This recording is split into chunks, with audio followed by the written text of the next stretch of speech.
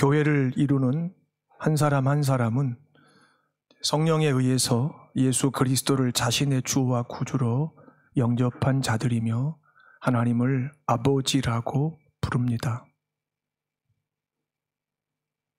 이 일은 예수 그리스도께서 다시 오시는 날까지 이 땅 곳곳에서 계속되며 하나님의 능력과 지혜에 의해서 주의 교회는 세워지고 있습니다. 여러분과 제가 성령으로 거듭난 것이 하나님께서 보실 때 맞다면 바울이 고백했듯이 우리는 예수 그리스도 안에서 새로운 피조물이 된 거죠. 바울이 말했듯이 이전 것은 지나갔으니 새 것이 되었도다라는 이 선언은 나는 이제 전처럼 살지 않는다. 나는 다시 태어났으니 다시 살게 되었는데 나는 새롭게 살게 될 것이며 살아야 된다. 이런 의미입니다.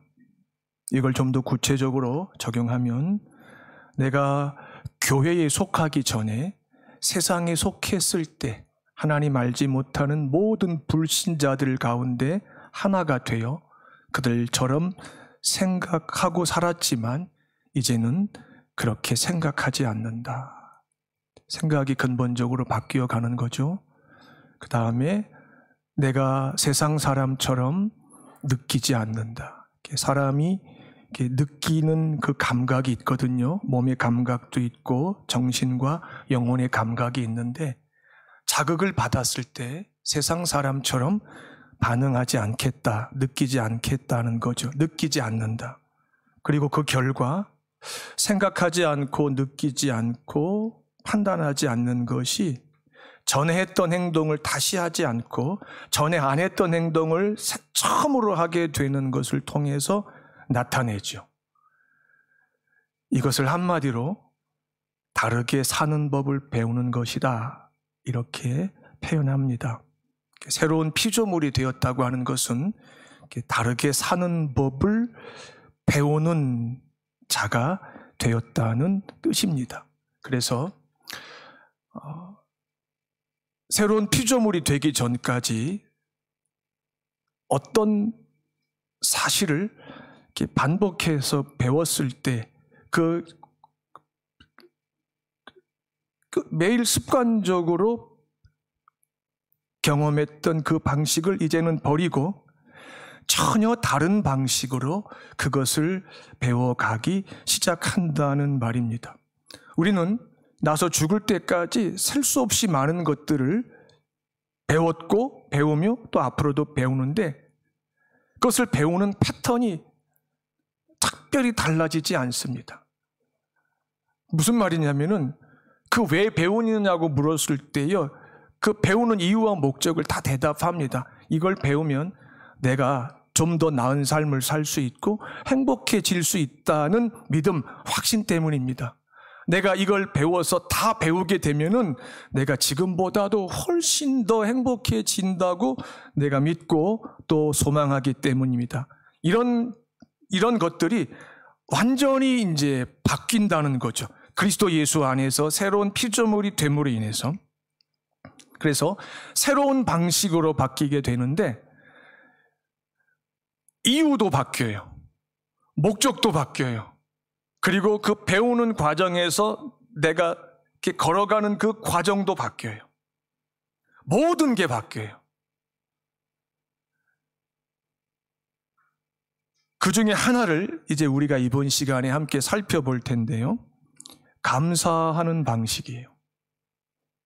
우리는 예수님을 믿기 전에도 감사하는 법을 알고 또 배웠죠.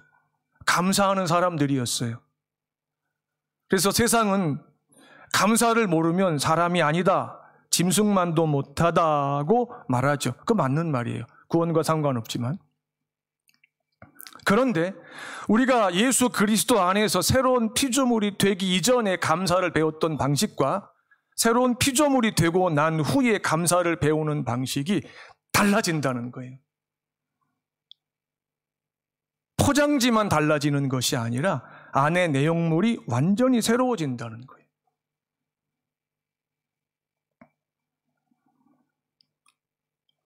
우리가 믿음을 갖기 전에는 감사를 배울 때 우리 감사의 대상이 사람이었어요, 사람. 그리고 감사하는 이유, 감사하는 내용이 내 마음에 원하는 것이 이제 이루어진 그 사실이었어요. 이것이 우리가, 아니, 세상 모든 사람들이 죽을 때까지 배우는 감사의 방식이에요. 그래서 내가 내 힘으로 그 일을 할 수 없는데 누가 자발적으로 도와줘가지고 그에게 신세를 지게 되었고 그 결과 그 일이 이루어졌을 때 얼마나 고마워요, 그 사람이. 그래서 그 대상에게, 상대방에게 감사를 표현하죠. 사람이에요, 사람. 고맙습니다. 선물도 할 수 있고 돈도 갖다 줄 수 있고 뭐 이런 거죠. 그런데 어떤 일은 내가 생각할 때 이것은 누가 대신할 수 없는 일이기 때문에 전적으로 내 수고와 능력으로 해낸 거야. 이런 일이 있을 수 있어요.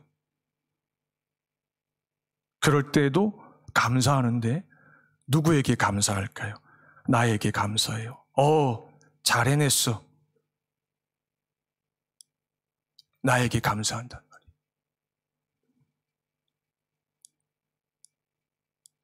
자, 이것이 우리가 예수 그리스도 안에 있기 전에, 예수 그리스도 밖에 있을 때 감사를 배웠던 방식이고, 지금도 불신자들이 매일 반복해서 배우는 감사예요.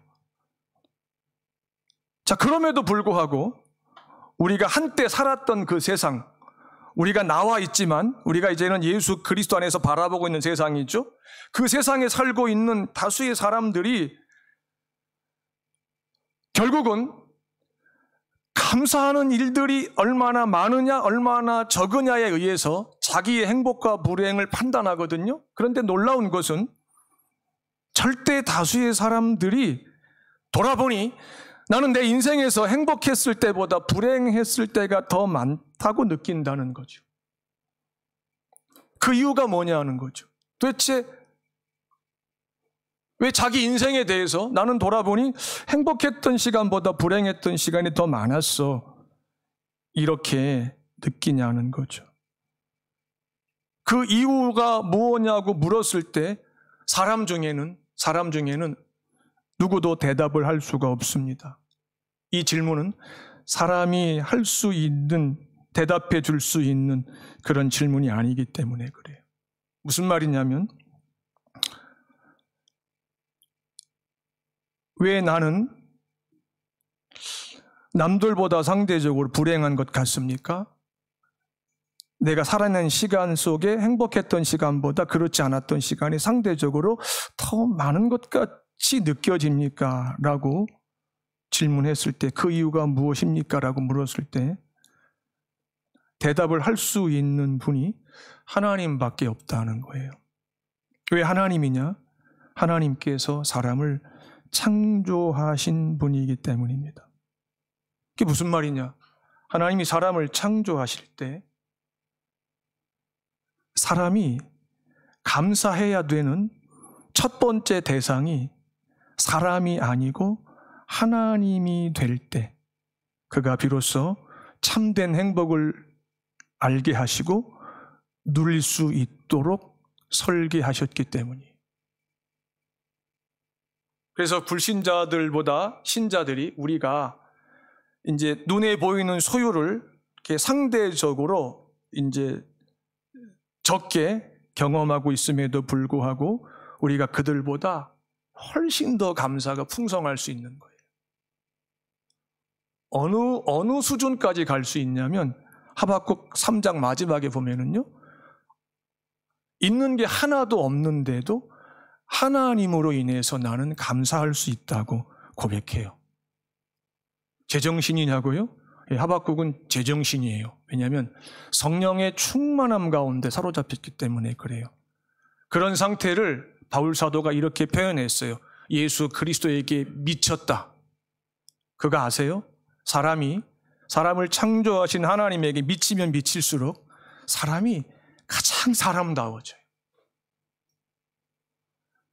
다시 말씀드립니다. 사람이 자기를 지으신 분 하나님에게 빠지면 빠질수록, 세상 사람들은 그런 사람들을 보고 미쳤다고 하죠. 그런데 하나님에게 미치면 미칠수록 인간이 특히 인간다워져요. 하나님이 처음 창조하셨던 그 본래의 모습으로 계속 가까이 가고 있어요.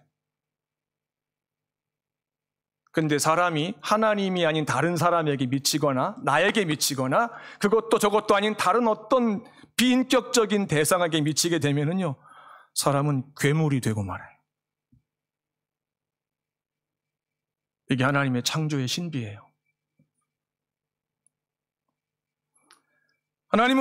하나님이 택하신 한 대상이, 한 영혼이 예수 그리스도를 영접함으로 새로운 피조물이 되게 하신 이후에 그의 감사의 대상과 그의 감사에 대한 이해를 근본적으로 바꿔놓으세요. 그래서 새로운 피조물이다, 새 것이 되었다, 이렇게 선포하는 거예요.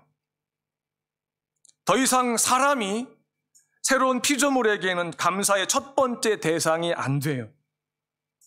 그 자리를 하나님에게 당연히 내어드려야 돼요.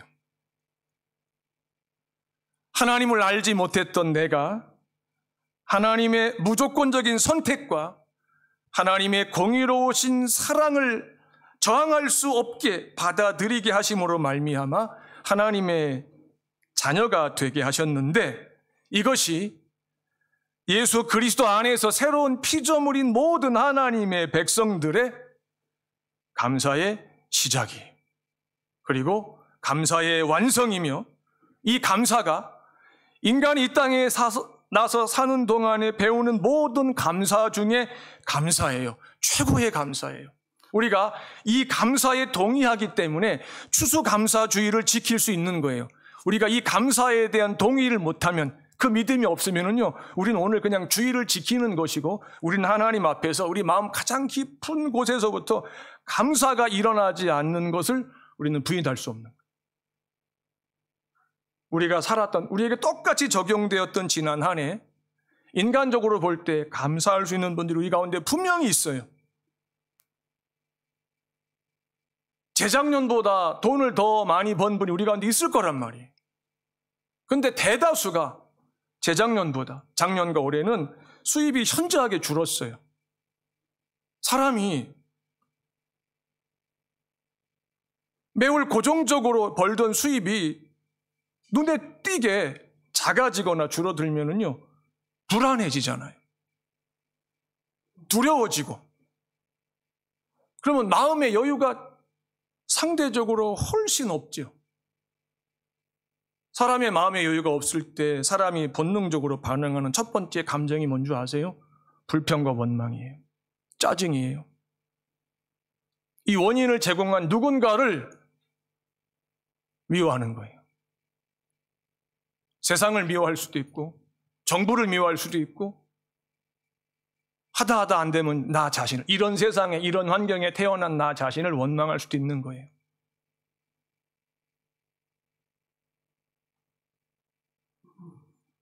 우리가 하나님의 자녀가 되었음에도 이런 환경으로부터 자유롭지 못한 것이 엄연한 현실이기 때문에 제가 짚고 넘어가는 거예요. 하나님께서 그런 우리의 형편을 완전히 아시고 우리를 특별히 감사하는 자리로, 감사하는 시간으로 우리를 불러내셨다는 거죠. 그럼 우리가 이제 감사를 고백해야 되는데, 우리 감사의 고백의 이유와 원인이 어디에 있느냐는 거죠. 하나님께서 다른 누구도 아닌 나를 위해서 하나님이신 예수 그리스도를 사람으로 보내주셨다. 그분이 내가 져야 될 내 십자가를 지게 하셨다. 그리고 하나님 앞에서 내가 받아야 될 하나님을 반역한 죄로 인한 진노와 저주와 심판과 형벌을 예수 그리스도께서 그의 육체와 그의 영혼으로 송두리째 대신 감당하게 하셨다. 그 결과 하나님 아버지께서 나의 죄를 용서해 주시기로 작정하셨고 선언하셨다. 그래서 내가 하나님을 아버지라고 부르는 자, 예수 그리스도 안에서 새로운 피조물이 되었다. 우리가 이 영원한 사실 앞에 오늘 감사하는 마음으로 앉아있지 못한다면 우린 사실 추수감사주의를 절반만 지키고 있는지도 모릅니다. 저 자신에게 묻고 여러분 한 분 한 분에게 다시 묻습니다. 하나님께서 나를 예수 그리스도 안에서 새로운 피조물이라고 하시는데 나는 새로운 피조물이 되기 이전의 감사와 된 이후의 감사가 정말 바뀌었는가? 성령께서 내게 오셔서 예수님을 죽은 자 가운데에서 다시 살리신 것을 믿게 해주시고 뿐만 아니라 나도 예수님처럼 실제로 죽었다가 다시 사는데 영원히 살게 하신다는 믿음과 소망을 주셨다는 거죠. 그리고 그분이 나를 영원토록 떠나지 않고 계신다고 하는 이 관계가 나의 부활에 대한 하나님 편에서의 보증, 개런티라고 하는 거죠. 이것이 우리가 이 땅에서 그리고 새 땅에서 하나님 앞에 영원토록 표현해야 되는 감사 중에 감사라는 겁니다. 그런데 우리가 한때 살았던 오랜 세월 몸담고 있었던 세상은 이 감사를 알지 못하죠. 이런 식의 감사를 저들은 할 수가 없죠. 그들이 우리보다 상대적으로 엄청 많은 것을 가졌다 할지라도 이 감사가 없기 때문에 그들은 하나님께서 보실 때 어떤 자들입니까? 가장 불행한 자들이. 시편 49편 한번 찾아볼까요?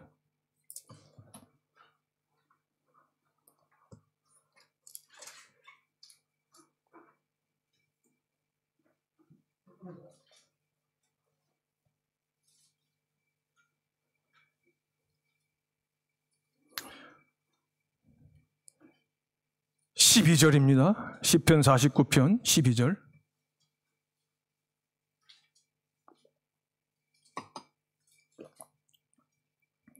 같이 읽겠습니다. 사람은 존귀하나 장구하지 못함이요 멸망하는 짐승 같도다. 20절 같은 의미의 표현이 또 한 번 나옵니다. 같이 읽습니다. 존귀하나 깨닫지 못하는 사람은 멸망하는 짐승 같도다. 네. 누구에게 감사해야 되고 왜 감사해야 되는지를 알지 못하는 사람은 하나님께서 존귀한 피조물로 창조해 주셨지만 하나님께서 보실 때 멸망하는 짐승 같다고 말씀합니다. 이 멸망하는 짐승 같다고 하는 이 표현이 이제 시에서 사용하시는 상징적인 표현일 경우라면 이게 마귀를 의미합니다. 마귀를 따르는 귀신들, 타락한 전사를 의미하고요. 이 멸망하는 짐승이라고 하는 표현이 문자적으로 땅에 사는 짐승, 바다에 사는 짐승, 공중에 사는 짐승이라면 우리는 그것만도 못한 자가 됩니다. 왜냐하면 바다와 육지와 공중에 사는 짐승들은요, 죽으면 끝이에요. 그냥 끝나요. 그들에게는 지옥이라는 게 없어요. 그런데 사람으로 출생했음에도 불구하고 하나님에게 감사한 적이 없고 하나님에게 감사해야 되는 이유를 한 번도 이해해 본 적이 없이 살다가 죽는다. 새로운 피조물을 경험하지 못하고 살다가 죽는다. 영생하지 못하죠. 영원한 생명의 부활에 참여하지 못하죠. 그 다음에 그냥 죽으면 끝이면 그나마 천만다행이죠. 근데 어떻게 됩니까? 새로운 피조물이 된 상태를 경험하지 못하고 삶을 마치게 되면은요, 갈 곳은 딱 한 군데밖에 없어요. 성경에 의하면 영원한 불못지옥이. 거기는 한번 내던져지면은 다시는 나올 수가 없는 것이. 하나님의 무한히 인자하심과 선하심을 두 번 다시 기대할 수 없는 곳이 지옥이에요. 근데 거기에 소나 돼지나 개나 새나 고래나 물고기는 안 간다는 거예요. 영혼이 없기 때문에. 근데 사람만 간다는 거죠. 누구와 함께? 마귀와 그를 따르는 귀신들과 함께. 우리가 왜 한 해 52주 중에 특별히 한 주를 지정해서 추수감사주일로 지켜야 되는지 그 이유를 이제 좀 아시겠어요? 왜 우리는 이렇게 주기적으로 자극을 받지 않으면은 세상 사람들과 똑같은 수준의 감사에 만족하기 때문에 그래요. 병원에 한 번도 안 간 거 감사할 이유죠. 감사할 이유죠. 배우자가 오랜 세월 함께 사는 것 또 감사할 이유죠. 자식이 크게 속썩이지 않고 무탈하게 잘 자라준 거 감사한 이유죠. 한 번도 남에게 꾼 적이 없고 내가 벌어서 내가 먹고 살았던 것 감사할 만한 이유죠. 하지만 그것이 내 수고와 내 노력과 내 능력과 아니면 다른 누군가가 도와줬기 때문에 가능했다고 하면서 그 사람에게 감사하고 내가 나에게 감사한다면 그건 새로운 피조물이 아니에요. 그것을 가능하게 하신 분이 성경에 보니까 나오는데 하늘과 땅과 그 가운데 만물을 창조하시고 모든 생명 있는 것들에게 날마다 먹을 것을 주시는 분이 하나님이시라고 말씀하시니까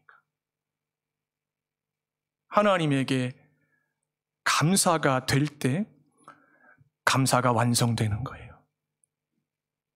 그 감사가 내 믿음을 증거해 주는 거예요. 그 감사를 새로운 감사라고 하는 거죠.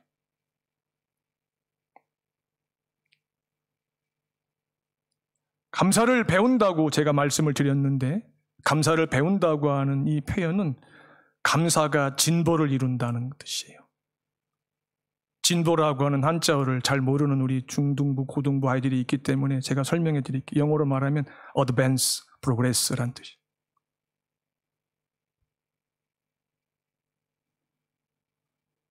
처음에 믿음을 갖게 되면 새로운 피조물이 되면은 새로운 감사에 대한 최초의 이해를 경험해요.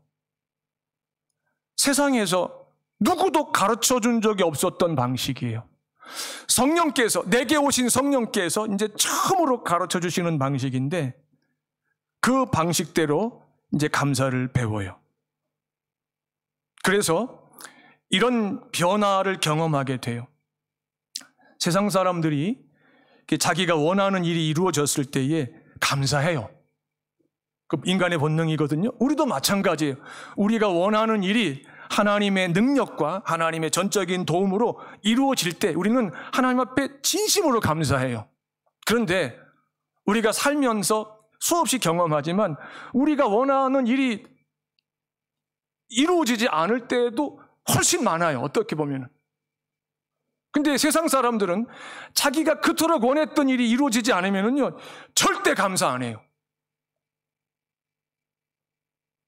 그런데 하나님의 자녀는 간절히 기도하고 하나님께 크게 매달렸는데도 하나님께서 그 기도를 거절하시고 이루어주지 않으셨음에도 하나님의 자녀는 감사할까 말까 막 고민하고 갈등하다가 감사가 안 되는 마음 때문에 너무 괴로워하다가 마지막에는 극적으로 하나님 앞에 그래도 감사해요. 그래서 아까 찬송해 보면 그래도 감사 그런 거예요.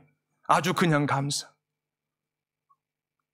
말이 안 되는 것 같은데 무조건 감사. 우리 교회를 담임했던 정수영 목사님이 계시는데요. 그분에게는 이제 형님이 한 분 계세요. 이 형님이 아주 경건한 그리스도인이에요. 목사인 동생보다 훨씬 믿음이 깊대요. 목사님 말씀에 의하면. 그럴 수 있어요. 성도가 목사보다 믿음이 깊을 수 있어요. 얼마든지. 근데 그 형님이 하루는 동생이니 정 목사님을 부르셔가지고 이렇게 말씀하시더래요. 수영아, 나는 무조건 감사해. 근데 그 형의 고백이 그냥 하는 말처럼 안 들렸대. 그 말은 뭐냐면 그게 가능하냐고요? 가능해요. 성령이 충만하면은요 무조건 감사가 가능해. 바울 사도가 우리에게 끊임없이 성령의 충만을 사모하고 구하라고 하신 이유가 바로 여기에 있어요. 성령이 계시면 그리 아니하실지라도 감사해야 한다는 것을 알아요. 하나님 자녀이기 때문에. 어떻게 이 기도를 거절하실 수 있을까? 서운하죠. 섭섭하죠. 하지만 한편으로는 그래도 감사해야 되잖아. 이걸 인정한다고요. 그런데 아는 것과 인정하는 것과 실제로 하나님 앞에 감사를 고백하는 것은 또 다른 이야기예요. 그럼 실제로 감사는 언제 가능하냐? 내게 와 계신 성령께서 나를 사로잡을 때 그걸 성령의 충만이라고 고백해요. 일찍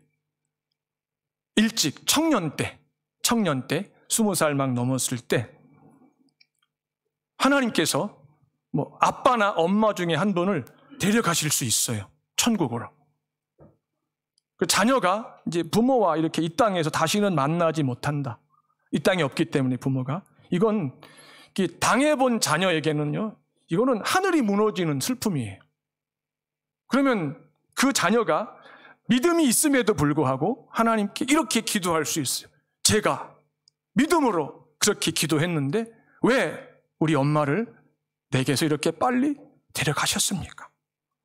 이거는 우리가 할 수 있는 기도예요. 하나님이 대답 안 하시죠. 그런 기도예요. 한참 시간이 지나는 동안에 엄마를 먼저 천국에 보낸 그 장성한 자녀들은 누구도 공감할 수 없는 그 슬픔을 마음으로 받아들이면서 믿음이 고비를 넘어가면서 아주 힘들게 성장해요. 그러면서 어느 날 엄마가 내 곁에 좀 더 오래 있는 것보다 내가 생각할 때는 조금 이른 것 같지만 빨리 내 곁을 떠난 것이 하나님에게 영광이 되고 내 믿음과 내 영혼과 내 일생에 유익하다고 보셨기 때문에 하나님께서 이렇게 급하게 데려가신 거야. 이렇게 내가 나를 설득하고 있어요. 그게 성령의 충만함이에요. 그럴 때 하나님 앞에 감사가 돼요. 제 이야기예요. 제가 30살 되던 해에 우리 어머니가 54살이었거든요. 하나님께서 우리 어머니를 데려가셨어요. 제가 얼마나 간절히 기도했는지 몰라요. 지금도 그분이 하시는 일을 다 이해하지 못해요. 하지만 이것 하나는 분명히 믿고 있어요. 엄마를 내 곁에 좀 더 두신 것보다 내가 30살 되던 해에 데려가신 것이 하나님께서 보실 때 더 선한 것일 거야. 이건 제가 믿어요. 그래서 제가 하나님 앞에 감사해요. 감사해요. 이게 뭐냐면 하나님이 하시는 일이 믿음으로 이해가 안 될 때가 있어요. 믿음으로. 보통 그럴 때는 원하지 않는 불행한 일이 발생한 때예요. 반드시 돼야 되는 일이 결국 이제 좌절될 때예요. 그럴 때는 하나님이 하시는 일이 믿음으로 이해가 안 돼요. 그러면 그 믿음이 나를 힘들게 한단 말이에요. 그 믿음이. 이해가 안 되는 하나님이 하시는 일을 내가 받아들여야 되는 그 현실이. 그런데 바로 그때 우리는 세상 사람들은 죽어도 할 수 없는 걸 배워요. 뭐냐면은 감사하는 법을 배운다는 거예요. 이걸 배우게 되면은요, 그 사람은 세상이 감당할 수 없어요. 세상이 감당할 수 없어요. 그 사람은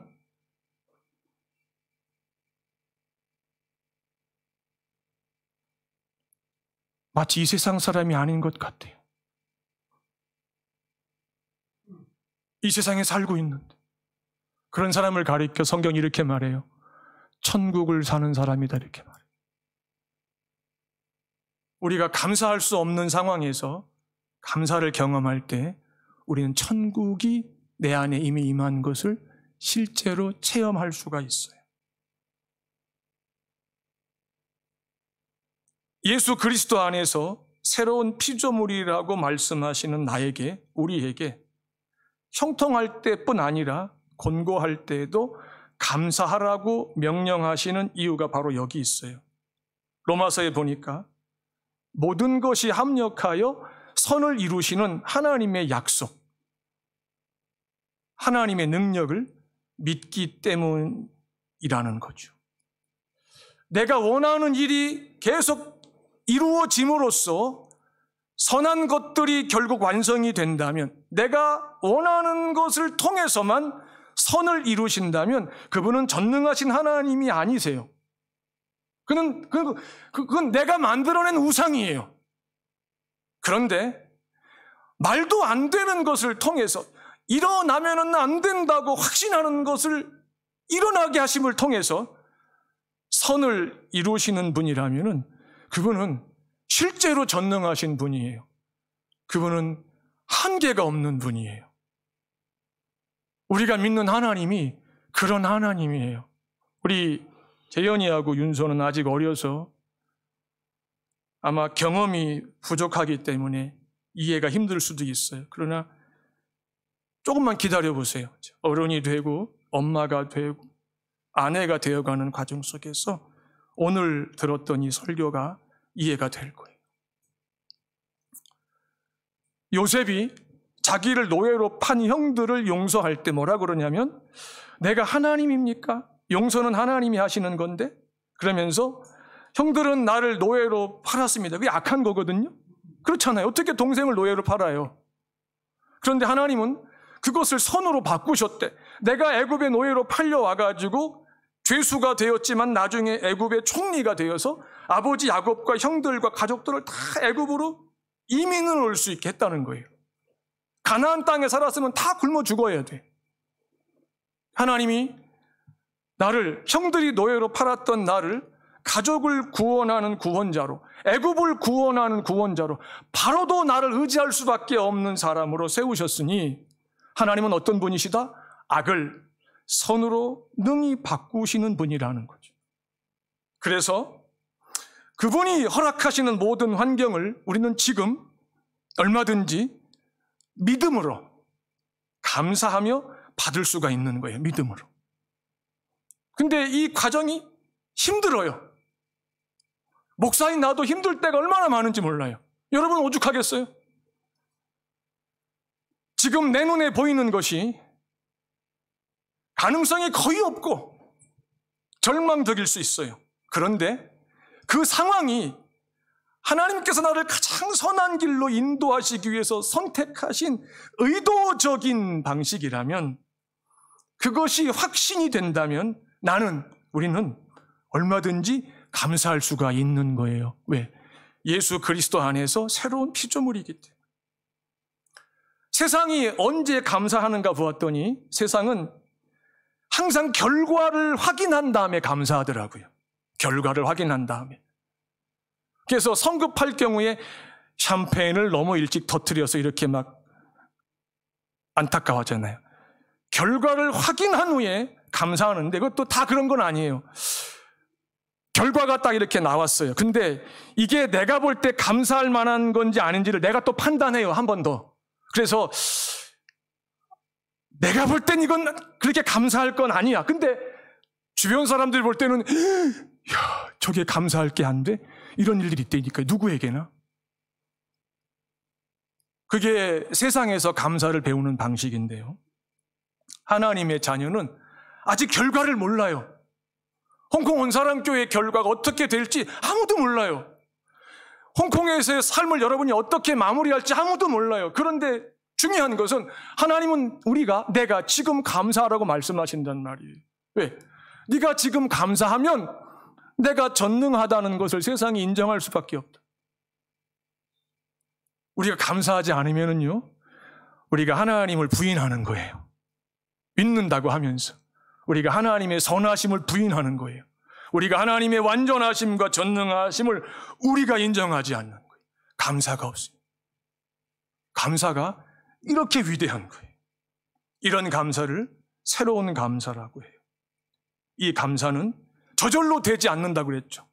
진보를 이룬다고 했는데 이것이 믿음과 맞물려 있기 때문에 믿음이 계속 하루가 다르게 나아질 때 우리는 어떤 상황에서도 감사하는 자가 된다는 거죠. 마지막으로 하나님을 사랑하는 것만큼 감사가 깊어져요. 하나님의 사랑에 대해서 깨달으면 깨달을수록 감사가 묵직해져요. 감사가. 바울 사도가 이런 편지를 쓴 적이 있어요. 나는 너희가 이런 자가 되기를 기도한다. 예수 그리스도 안에 나타난 하나님의 그 사랑의 깊이와 넓이와 높이를 인격적으로 더 알아가는 자가 되기를 기도한다고 했어요. 왜냐하면 이 하나님의 사랑을 알아가야만 하나님을 사랑하게 되거든요. 하나님이 나를 사랑하신다는 것이 설득이 될 때 내가 하나님을 사랑하는 자로 이제 빚어져 간다는 거죠. 그런데 이 사랑이 내 안에서 얼마만큼 풍성하게 경험이 되고 있느냐에 의해서 내 감사의 무게가 결정이 돼요. 왜 우리가 작은 그 시련, 작은 어려움, 고난에 우리가 쉽게 좌절하고 낙심하고 무서워하고 누군가를 원망하고 불평할까요? 왜? 감사의 무게가 아직 가볍기 때문에 그래요. 감사가 무겁게 되면 가벼운 시련과 좌절과 절망과 염려와 불안은요, 근처에 오지도 못해요. 거기에 상하는 만큼의 시련과 좌절이 오는데 하나님께서 그걸 아시고 미리 우리의 감사가 점점 무게를 더할 수 있게 모든 환경을 하나님께서 조절하세요. 말이 안 되는 상황 속에 억울한 일을 당하게 하시고요. 오해를 받게도 하시고요. 손해를 겪게도 하시고요. 깊은 슬픔을 그냥 인내하게도 하시는데 그 시간이 그냥 낭비되는 시간이 아니에요. 감사의 무게가 더해지는 시간이에요. 그 무게를 갖추고 딱 세상 가운데 섰을 때 그 어떤 좌절과 두려움과 시련과 환난도 우리를 넘어뜨리지 못하게 하세요. 이게 하나님이 우리를 사랑하시는 방식이에요. 저는 오늘 예배를 드리는 홍콩 온사랑교회 속한 성도들이 이 땅에 사는 동안에 하나님이 허락하시는 환경을 믿음으로 받고 감사함으로 반응하는 가운데 감사의 무게, 웨이트, capacity 점점 풍성해지고 무거워져 가는 자들이 되기를 주의 이름으로 축원합니다. 그럴 때 우리는 지금과 같은 시간을 얼마든지 인내할 수 있는 거예요. 얼마든지. 우리에게 남아있는 은행의 잔고, 매년 정기적으로 검진하는 내 건강의 상태가 내 감사의 첫 번째 이유가 되면 안 돼요. 그것도 감사한 일이지만 항상 하나님이 가장 첫 번째 와 계셔야 돼요. 그리고 난 다음에 하나님께서 그 모든 것을 허락하신 것이라고 고백하게 되면 그게 온전한 감사가 되는 거예요. 육신의 눈으로 볼 때 감사할 것이 거의 없는 것 같은 2년을 우리가 살고 있습니다. 그러나 믿음의 눈으로 보면은 사실 감사할 것이 얼마나 많은 2년이었는지 모릅니다. 지난 2년. 왜? 지극히 선하신 하나님 아버지께 행하시는 모든 일은 반드시 무슨 일이 있어도 하늘이 무너져도 가장 선한 것으로 완성이 되기 때문에 그래. 그걸 우리가 안 믿으면 누가 믿겠어요? 불신자들은 영원히 못 믿는데 그분의 자녀인 우리가 그것을 믿을 때 하나님이 기뻐하셔서 정하신 시간이 되면 우리가 믿고 인내하고 소망한 것이 절대 헛되지 않게 하신다고 성경이 수없이 약속하세요. 아니 맹세하세요. 하나님께서. 예레미야 33장 3절입니다. 2절과 3절인데요. 이를 행하시는 하나님, 그것을 시작하시고 완성하시는 하나님, 그 이름이 여호와이신 하나님이 이같이 명령하노라. 너는 내게 부르짖으라. 내가 너에게 응답하겠고 내가 알지 못하는 크고 비밀한 일을 너에게 보여주리라. 응답하시는 하나님이 계시기 때문에 보여주시는 하나님이 계시기 때문에, 듣고 계시는 그분이 계시기 때문에 우린 지금 인간적으로 불가능한 감사를 얼마든지 할 수 있는 그리스도 안에서 새로운 피조물의 자리에 서 있는 것입니다. 이 감사를 오늘 입교하는 우리 재현이, 윤서가 평생 배우게 되기를 주의 이름으로 축원합니다. 네, 입교 예식하겠습니다. 우리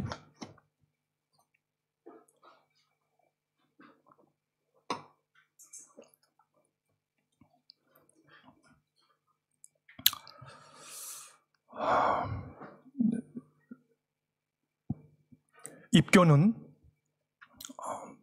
유아 세례를 받은 당사자가 이제 주의 성찬, 떡과 포도주를 먹고 마시는 그 거룩한 식탁에 참여하기 위해서 거행하는 예식입니다. 입교는. 입교자는 삼위 하나님과 주 예수 그리스도의 몸인 교회 앞에서 자기 신앙을 공적으로, 윤서의 공적이라는 게 뭔지 알지? 퍼블릭하게 고백하는 겁니다. 그리고 입교 후에는 그가 속한 교회의 교인으로서 의무와 권리를 감당해야 됩니다. 주일 성수, 기도의 참석, 그다음에 11조 생활 이런 건 다 이렇게 해야 되는 거예요. 엄마 용돈 주면은 다 이렇게 하고 있는 줄로 알고 있습니다. 이제 입교자를 호명합니다. 박재현, 네. 김윤서, 일어서 주십시오. 네. 네. 두 학생은 박종태 정우순 집사님의 딸이고요. 김종혜 조주희 집사님의 딸입니다. 홍콩 온사랑교회 성도 여러분, 이제 유아 세례를 받고 믿음 안에서 성장한 이 딸들을 위한 입교식을 거행하려고 합니다. 입교식은 유아 세례를 받은 이들이 신앙으로 자라서 주님의 몸인 교회 앞에서 신앙을 고백하였기 때문에 이제 주의 성찬, 떡을 먹고 포도주를 마시는 거룩한 식탁에 참여하도록 허락하시는 예식입니다. 성삼위 하나님께서 이들의 마음속에 영원히 함께하여 주시기를 주의 이름으로 축복합니다. 성도 여러분들은 내 자녀처럼 여기시고 주님 안에서 이들을 영적으로 돕고 또 그 믿음을 지도해 주시기를 주의 이름으로 부탁을 드립니다. 자, 이제 서약을 받겠습니다. 우리 윤서와 재현이는 이제 담임 목사가 이렇게 물을 때 아멘이라고 이렇게 분명하게 대답해 주셔야 됩니다. 아멘 안 하면 입교 못 합니다. 어제 약속했죠, 나랑 하기로.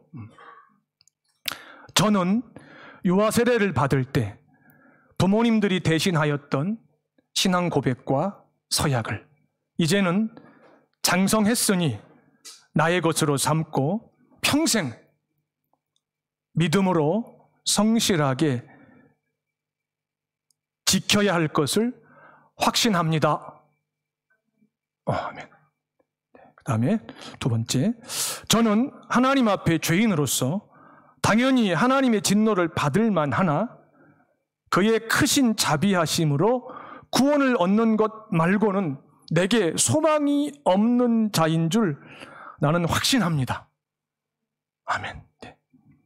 저는 주 예수 그리스도가 하나님의 아들 되심과 죄인의 구주가 되시는 줄 믿으며 복음에서 말한 바와 같이 내 영혼과 육체를 구원하실 수 있는 분은 오직 예수 그리스도 뿐인 줄 알고 그를 믿으며 그를 평생 영원히 의지하기로 약속합니다.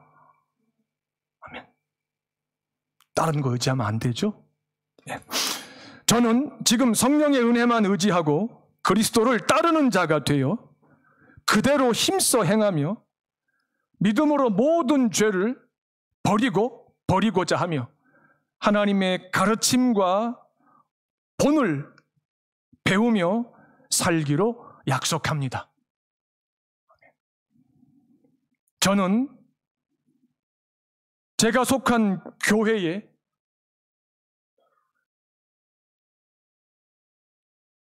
권위에 복종하며 교회의 성도로서 거룩함과 그리고 다른 성도와 화평함을 위해서 평생 힘쓰기로 약속합니다.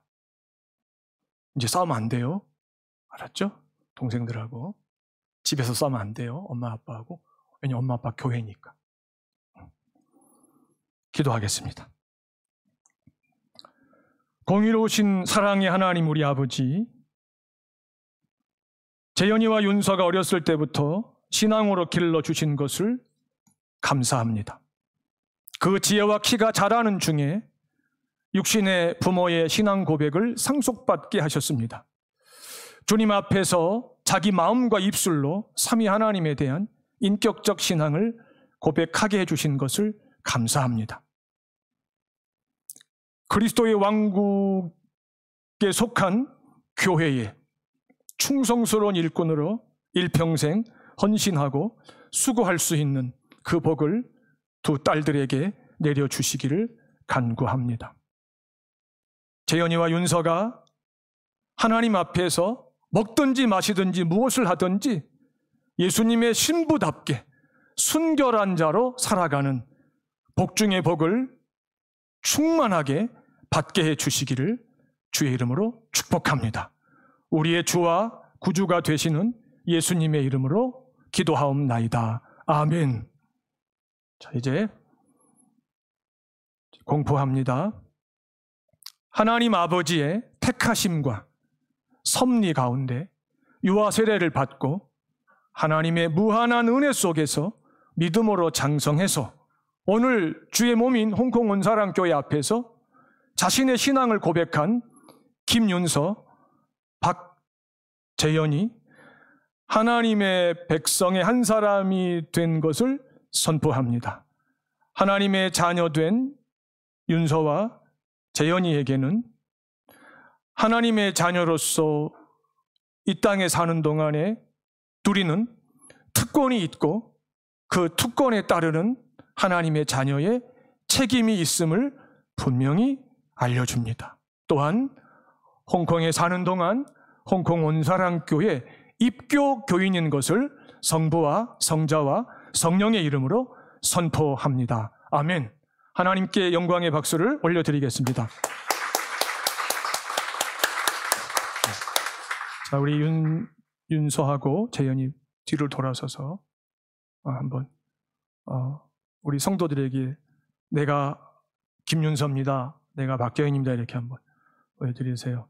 오늘 입교했습니다. 이제 다음 달부터 성찬에 참여할 수 있습니다. 이 아이들.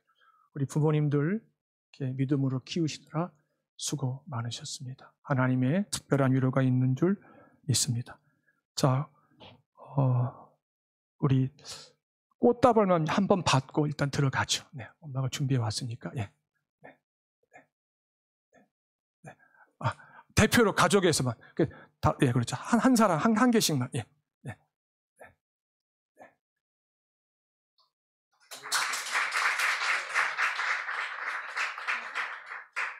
네.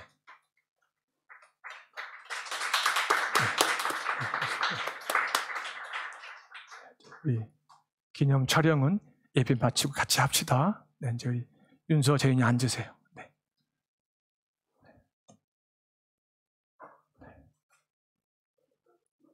어제 우리 두 아이들이 저랑 약속했어요. 대학 가서도 술하고 담배 안 하기로 약속했어요. 네. 약속했어요. 네. 자, 찬송하겠습니다. 301.